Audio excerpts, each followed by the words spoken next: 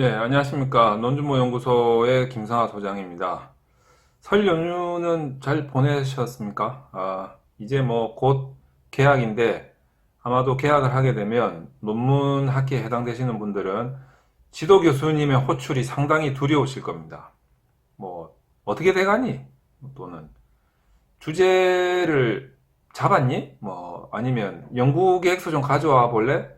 서론은 쓰여져 있니? 뭐, 이런 이제 질문들이 막 떨어지실 거란 말이죠.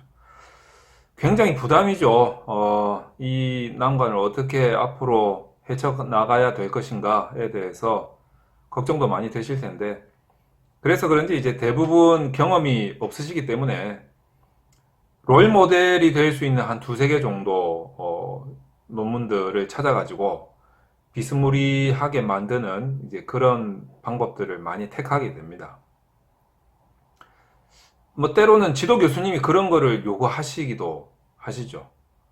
그런데 그 방법이 근본적으로는 잘못되어 있는데 그냥 트레이닝 정도로 생각하시면 뭐 크게 나쁘지는 않다라는 생각도 사실 들긴 듭니다. 하지만 이제 연구라는 거를 이제 좀 제대로 해 보셔야 되기 때문에 나중에 이제 심사 때 그게 들통이 나거든요. 어떤 식으로 들통이 나냐면 아무래도 이제 뭔가를 좀 베끼거나 뭐 짜집기를 하거나 이렇게 되면 항상 나오는 지적 사항이 도대체 그게 뭔데? 그게 뭐 하자는 건데? 이런 말들입니다. 이런 말들이 좀 아카데믹하게 표현이 되면 뭐 당신의 연구의 목적은 뭐냐? 의도는 뭐냐? 선행 연구와의 차별화가 뭐냐? 이제 이런 질문으로 이어지게 되는 거죠. 그 연구 논문에서 항상 중요한 거는 선행 연구와의 차별화의 문제입니다. 그게 나중에 이제 결론이나 이런 부분에서 논의의 형태로 쓰여져야 되거든요.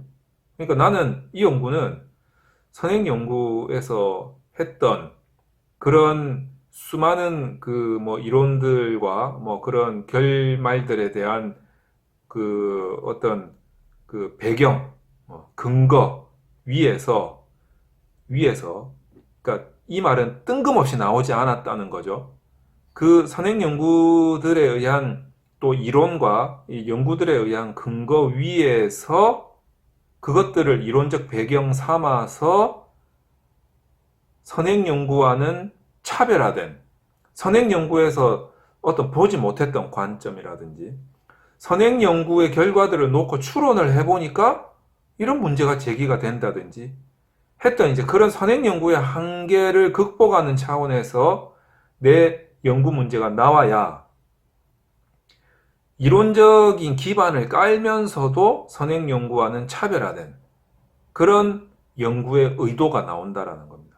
그 의도, 그 의도를 받쳐주는 게 방법입니다. 연구 설계죠. 방법.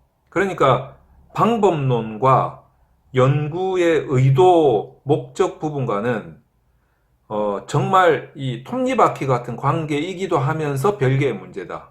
이렇게 보시면 됩니다.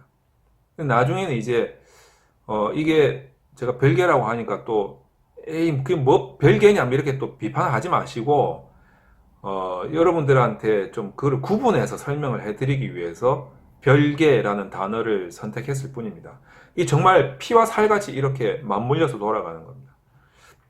그래서 이게 제가 이제 흔히 하는 말로 어떤 연구의 논리, 그러니까 선행 연구와의 차별화, 선행 연구의 어떤 이론적 근거 위에서 근거를 기반해서 그 연구들이 보지 못했던 관점이라든지 또는 추론에 의해서 선행 연구와 차별화시키는 연구 문제를 도출하는 요 머리가 한쪽에서 돌아가야 되고, 그 다음에 그게 이제 연구 문제죠. 그 연구 문제를 어떻게 풀 것인가에 대한 방법이 이렇게 돌아가야 된다는 겁니다.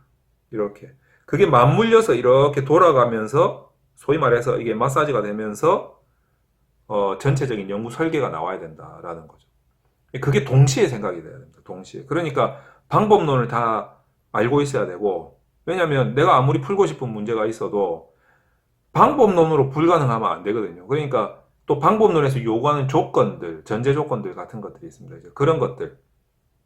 그 다음에 또 너무 방법에만 치중을 하다 보면 연구의 의도가 별로 없어지는 경우가 있어요. 도대체 선행연구 차별화가 뭐냐? 무슨 예를 들어서 그래, 니 통계 잘한다, 뭐 이런 식으로, 뭐 이렇게 되는 거죠. 그래서 어떤 이제 방법론과, 어떤 연구의 의도가 정확하게 이렇게 돌아가야 됩니다. 그래서 우리가 흔히 하는 말이 뭐냐면, 실험 또는 통계 분석, 수학 잘한다고 논문 잘 쓰는 거 아니다라는 거죠. 그리고 논리적이다라고 해서 또 논문 잘 쓰는 건 아니다라는 겁니다. 이 두 개가 동시에 돌아갈 수 있는 그런 상태가 돼야 됩니다. 그러니까 대부분은 그러지 못하죠.